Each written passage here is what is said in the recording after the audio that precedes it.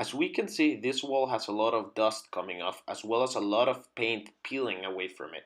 The way to solve this situation would be to first, step one, use a spatula to scratch off all the loose paint from the wall or the surface as well as all the loose dust that's coming off from it. Once you have removed it, you can apply 2 hands of direct finish by BBG The Professional Paint. The way to apply these hands is either with a brush or a roll painter as you can see here, and you can slowly go from upwards to downwards applying it. Then the case is solved. A dry healthy surface with no peeling, and it is ready to put some more paint on top of it.